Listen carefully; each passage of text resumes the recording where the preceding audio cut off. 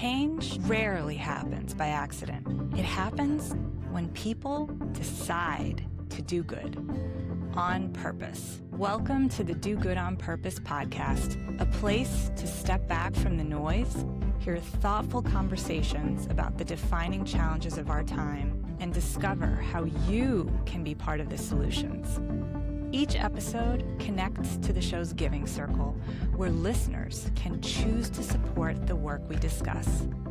I'm your host, Dorothy Stuehmke. Some people build companies, others build movements, and some people build the people behind the ideas that change the world. That's the work Cheryl Dorsey has spent decades doing. As president of Echoing Green, Cheryl has helped identify and support social entrepreneurs whose ideas have reshaped how we think about justice, education, economic opportunity, and community leadership. Echoing Green's fellowship has produced incredible leaders like Michelle Obama, Van Jones of CNN, and Cheryl Dorsey herself. They all received early support for ideas that would go on to change millions of lives. And behind the work of Echoing Green is Cheryl herself, a Harvard-trained physician who is remarkably down to earth, a champion of bold ideas, and someone who has spent years investing in people with the courage to challenge the status quo.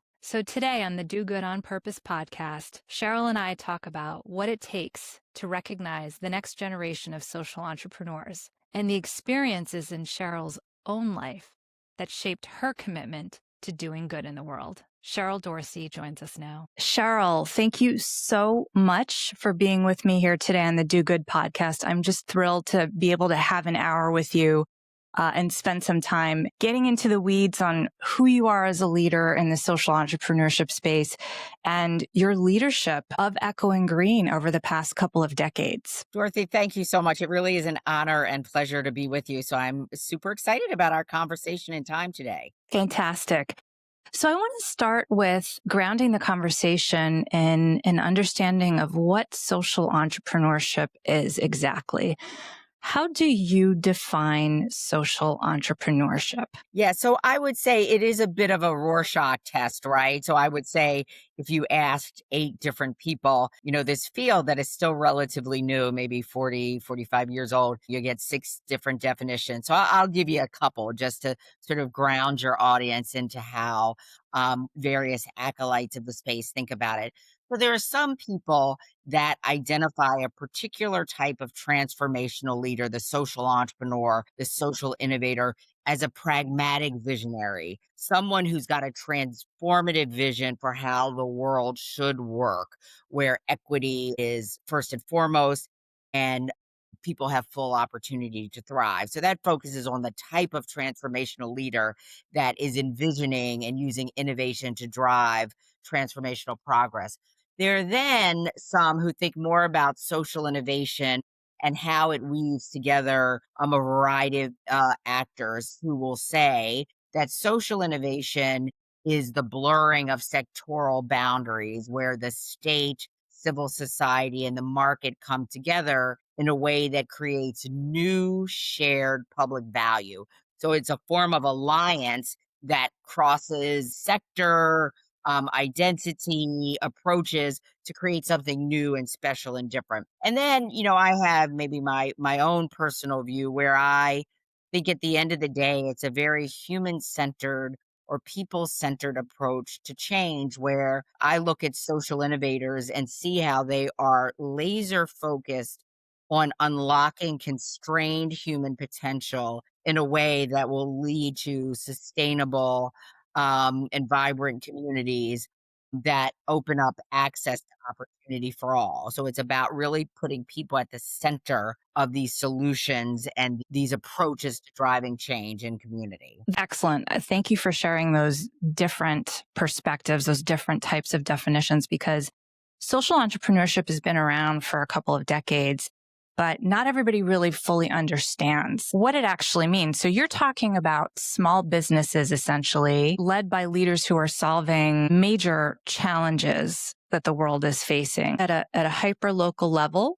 or at a global level. So you're talking about businesses, you're talking about nonprofits, you're talking about people who maybe even have government solutions too. Yes. It's all of the above. It's all of the above, which makes it sort of difficult to wrap your arms around, right? But I'm glad you sort of use the language of business because, not all businesses are generating profit. And even nonprofits can generate profit as long as you pour it back into the enterprise, right?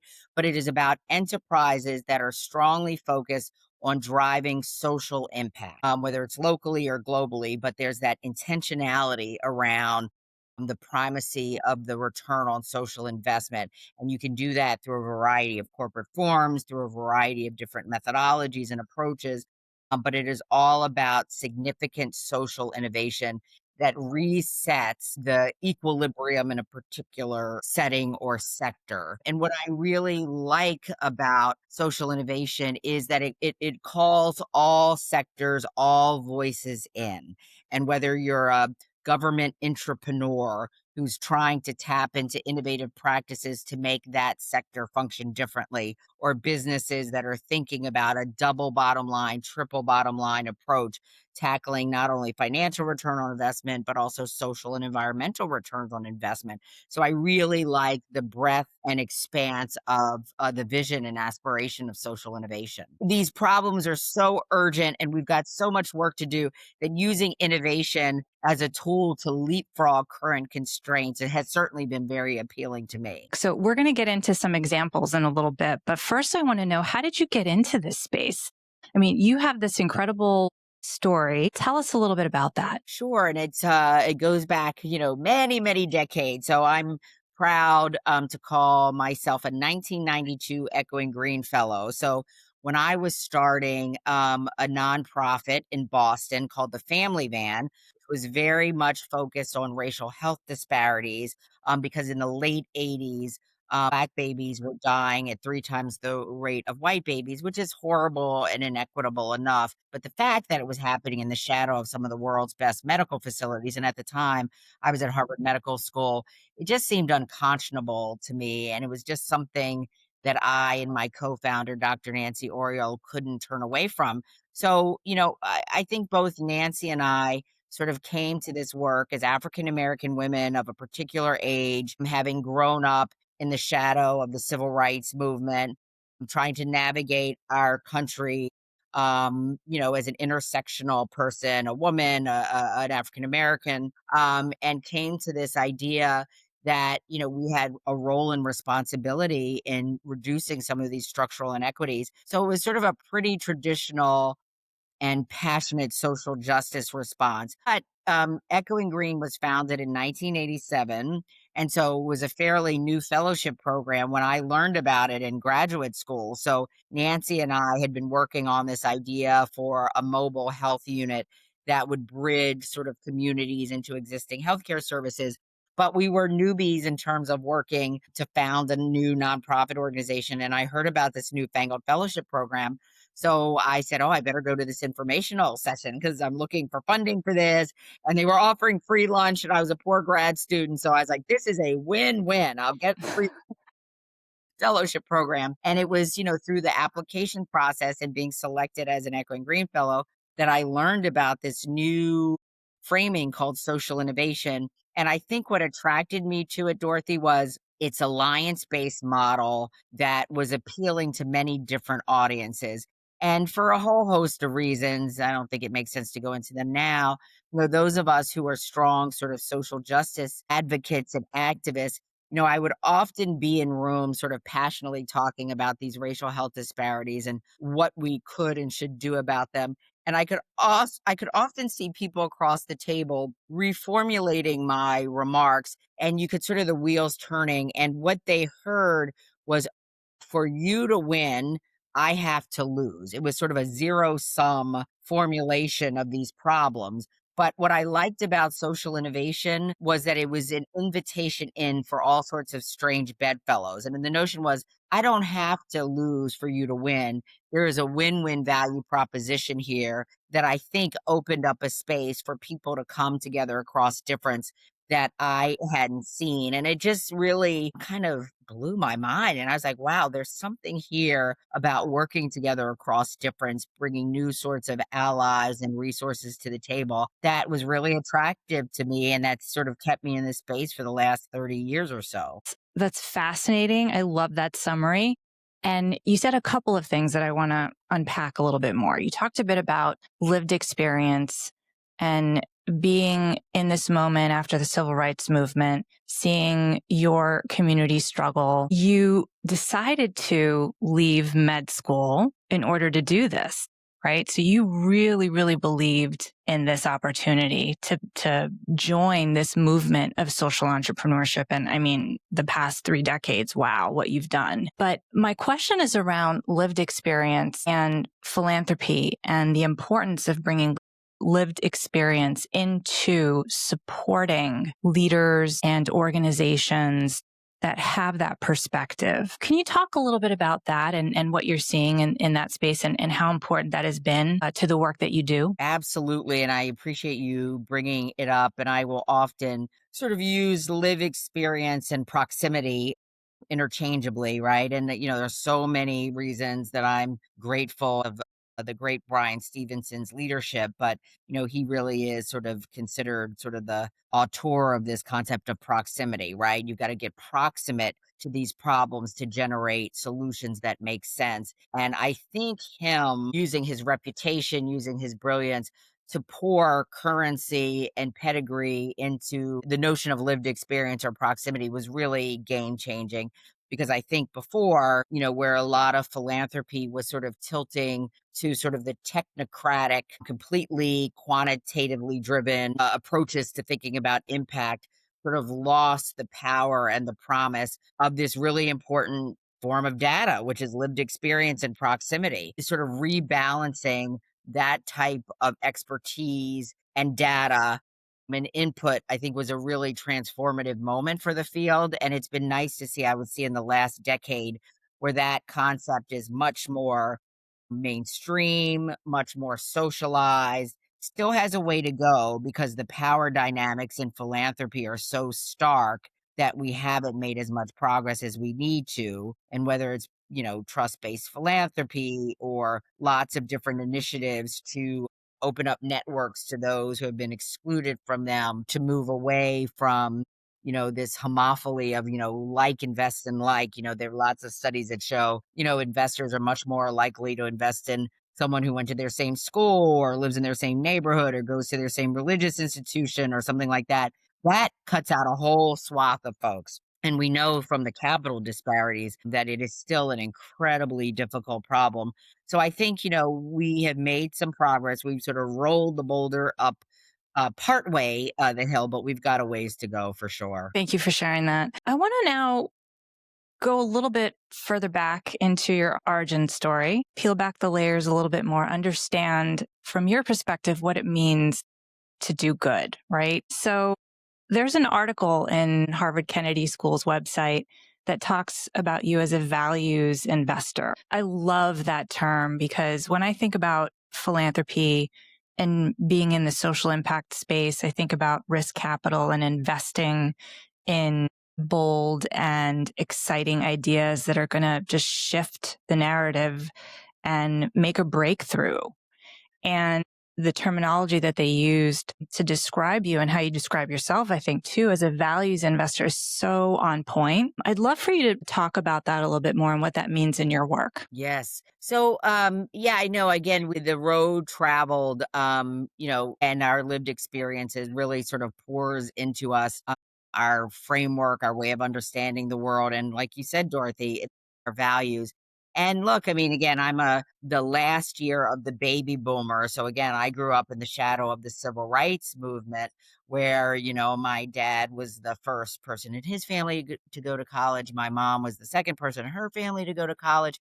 So, number one, this recognition that opportunities were opening up for African Americans. And not only did you have to take advantage of it, but you were standing on the shoulders of so many generations of African Americans who sacrificed everything for you to have that opportunity. And so, I feel like I enter every room surrounded by, all of the ancestors I'll never know, their sacrifices were priceless. So, to whom much is given, much is owed. And I carry that with me every day. And I just think about, because of an accident of birth, who my parents were, who my family was, where, I was able to grow up, Baltimore, my hometown, which I still claim lovingly is known for a lot of things, but has a long, painful history of significant housing segregation. So, my childhood home, the place where I grew up from 4 to, my mid 20s, was a largely Jewish neighborhood that was one of the first that allowed or was welcoming to African American families. So, to sort of grow up in a world where you were welcomed and surrounded by Jewish families, by other white families who made you a part of the community was a wonderful, wonderful, loving environment in which to grow up, that you can have friendships and relationships across difference, and that there's a beauty and extraordinary opportunity for learning in that. And so I think I took sort of this legacy commitment to my culture and my ethnicity and my history, along with sort of this unique experience of growing up in a Jewish neighborhood in Baltimore, Maryland, that really did shape who I was, and really believed in the power of a diverse, inclusive community to really make a difference. And then I think, the last thing is how painful it was to me, as the kid of two public school teachers who devoted their lives to educating Black and Brown children, to see that so many of them would never have the opportunities that I had. That was really unsettling to me, right? And it was sort of like, what's your obsession? And this notion that we know, and you said it, talent is equally distributed, opportunity is not. Like, wow, what could the world look like if that talent everywhere, regardless of gender, race, ethnicity, sexual orientation, place of birth, couldn't constrain your ability to make a dent in the world. So I just think it has become, my defining North Star of how do you make that world possible? Or how do we sort of move the dial towards that day more possible? So it continues to really motivate me. That's great. And so, just kind of going back to this values investor concept, you have a very specific set of criteria that you look for in your fellows, and we're going to get into that in a bit. But just wondering, when you started out in your career, was there someone who took a chance on you in a specific way? And how has that informed your work? Oh, I love that question, Dorothy. And I would say that I feel so very lucky. My mentor, who I mentioned was the co-founder of my Echoing Green funded fellowship, Dr. Nancy Oriole, who, I just can't imagine where I'd be without my Nancy. So Dr. Oriole, African American obstetric anesthesiologist, Harvard professor, became dean of students at the Harvard Medical School, and just is the most important mentor to this day in my life. And not only a mentor, but now one of my dearest friends and my family. And, for years, Nancy always reminds me that, I was so in awe of her as this amazing, amazing, brilliant iconoclast that for the first 6 months or so, I could never call her Nancy. It was Dr. Oriole, Dr. Oriole. And she literally threatened me one day. She's like, if you call me Dr. Oriole one more time. So that was a shift. And then it became Nancy, my colleague, my friend, in addition to being my mentor.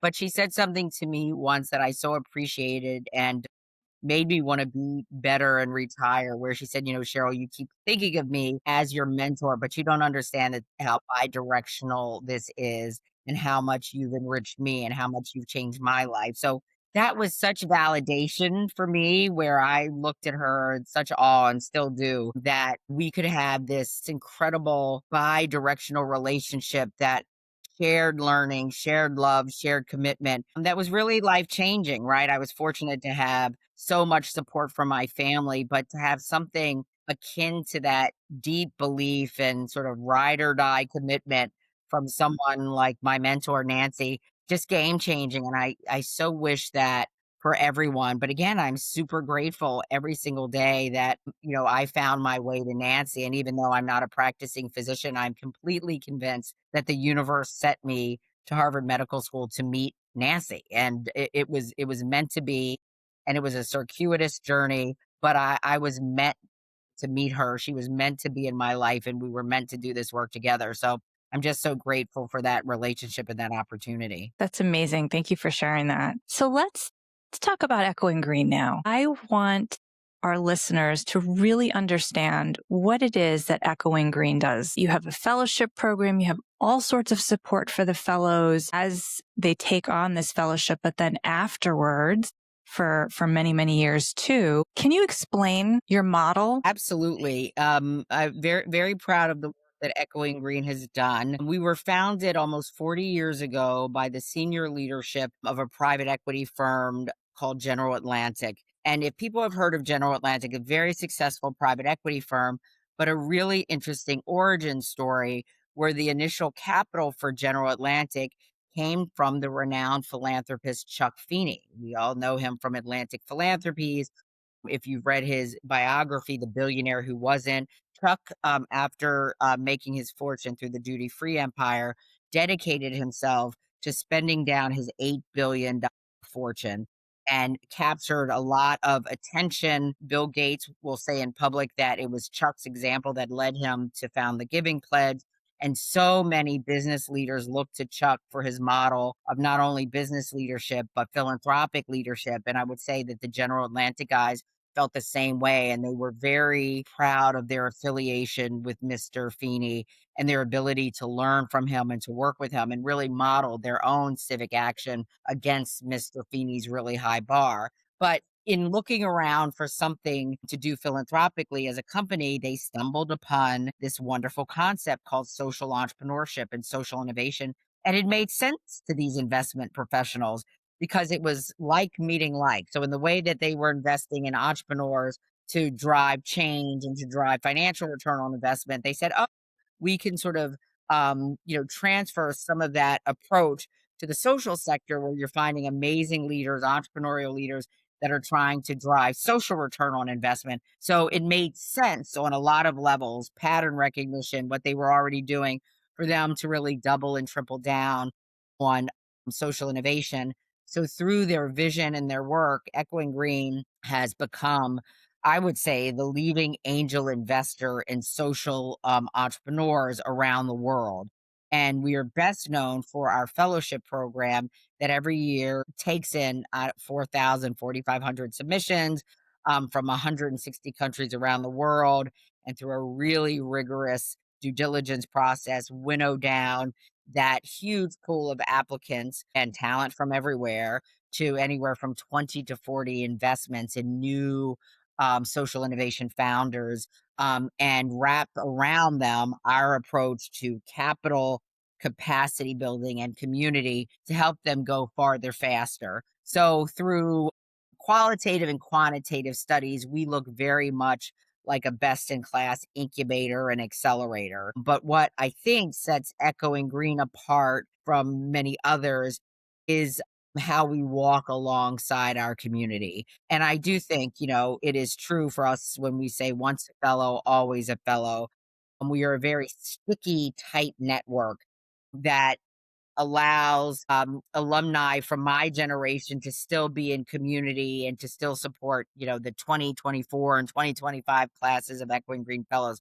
There's a loyalty, there's a belief, there's a pay it forward ethos that really has kept me part of this community for, 30 plus years now. And I will say, when you walk alongside your alumni, it becomes clear from listening to your main stakeholder group that this fellowship, which was an amazing inflection point for all of us, was necessary but not sufficient to continue to propel their leadership journey. There's so many headwinds that these leaders face, that we recognize that to do our jobs well, that we were going to have to grow alongside our alums. So over the past 30 years, we have begun to offer new programming, whether it's a secular chaplaincy program or a blended capital opportunity for our fellows and alums whose businesses are growing. All of those things that are part of being part of the investment stack of these leaders that you believe in. So I'm really proud of the work that Echoing Green continues to do with our family, with our community of leaders. So, for our listeners who want to really understand as a fellow what support you're giving them, you mentioned capital, you mentioned capacity building, and then community. Put that into context for our listeners. Sure.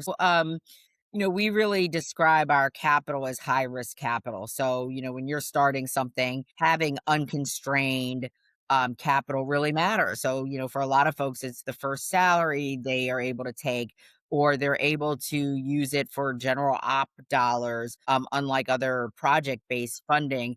So, it is an important infusion of capital in a just in time manner that allows the entrepreneur to deploy it in the best way she sees possible. So that matters. So, especially for a lot of young people, they're able to quit their job and stop doing this off the side of their desk. They're going to take the plunge and see if they can make this enterprise work. Our capacity takes all forms, from the very informal, WhatsApp channel where someone says, "Hey, I'm struggling with this issue," and potentially, a fellow in Brooklyn will hear from a fellow in Uganda who said, "Yep, I went through that same thing. Do not reinvent the wheel. Let me share with you what I've done." Those sorts of informal peer to peer learnings, which are stunningly invaluable, all the way to structured partnerships with fundraising consultants or PR or comms professionals that help these leaders develop themselves and their organizations. But I would say if you polled the 1,000 Echoing Green Fellows, the capital and capacity mattered. Sure, it did.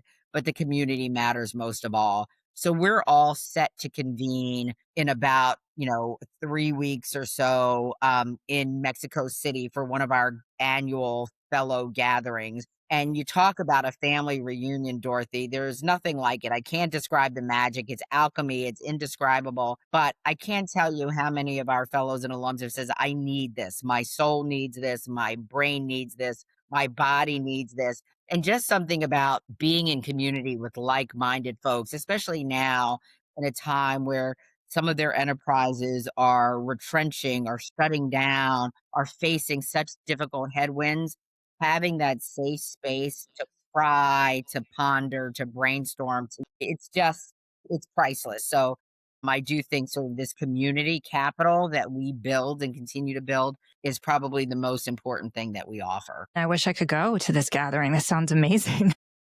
It'd be great. Mexico City, Yeah. here we come.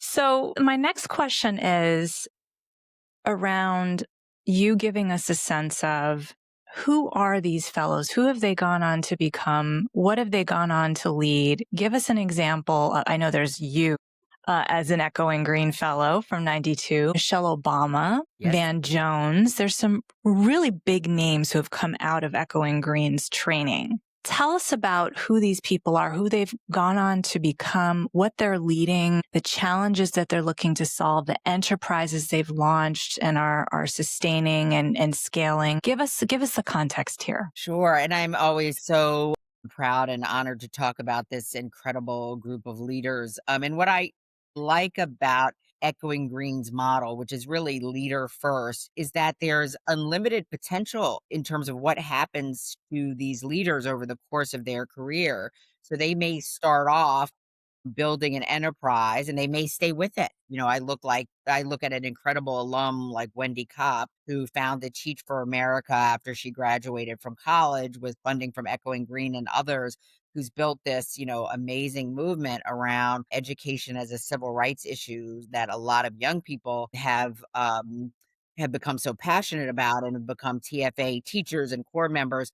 But she continues to do her work now with her global efforts around Teach for All, about how do we make educational equity a priority for so many children around the world. I think that's a wonderful example of someone who has really created the space that she's now leading. But then I also look at leaders like Kennedy and Jess Odede, two fellows from 2010, who, when we met them, were at Wesleyan working on a community called Shining Hope for Communities in Kibera, one of Africa's largest slums. And they were very committed to initially increasing the value and safety of girls in the slums.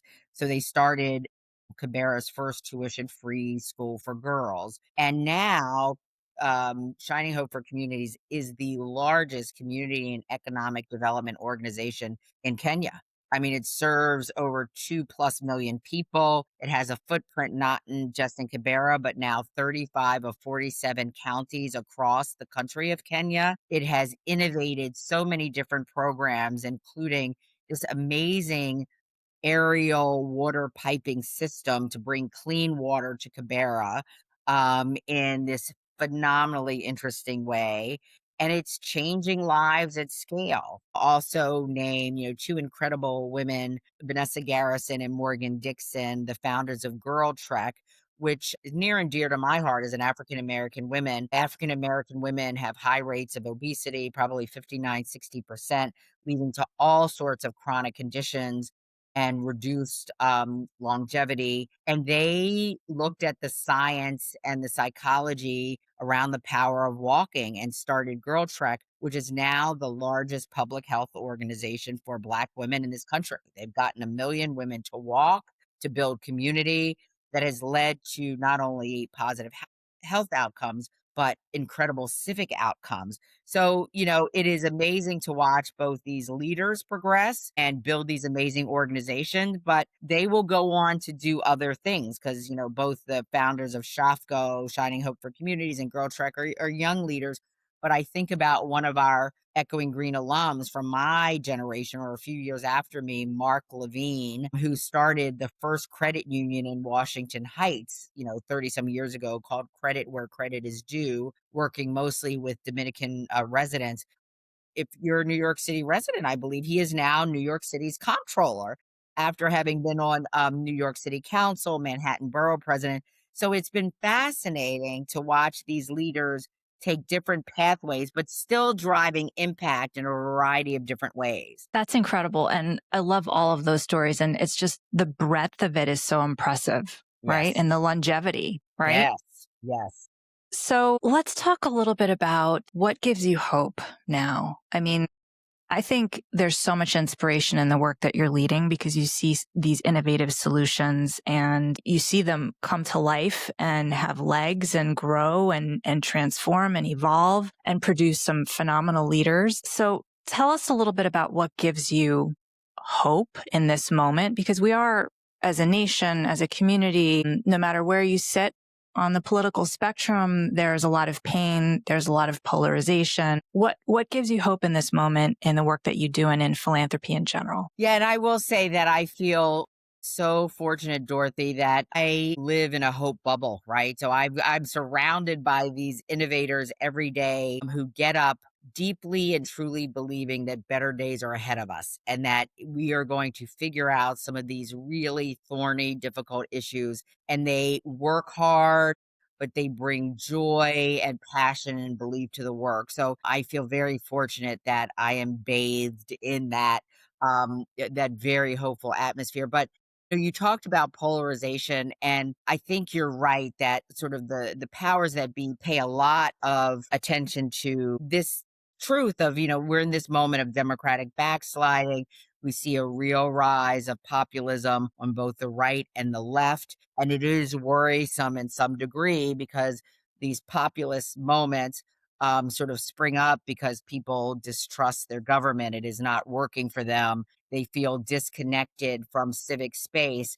And I do see that, but I am increasingly convinced that we all are missing the bigger story. That yes, we are in a populist movement, but the biggest pool of populism is not left wing populism or right wing populism. It's what I call civic populism, which is when citizens also are looking around saying, current way of doing things and living and being, it's not working for any of us. So people are fond of saying, oh, you look at 60% of young people or Gen Zs who have checked out of the political process, but they haven't checked out civically. They have just reallocated their energies to driving change locally around issues that they care deeply about. So our framework is so wrong. We're missing all of this activity and action and good works that I see all day, every day, because it's not in the traditional 20th century political framework that most of us are used to,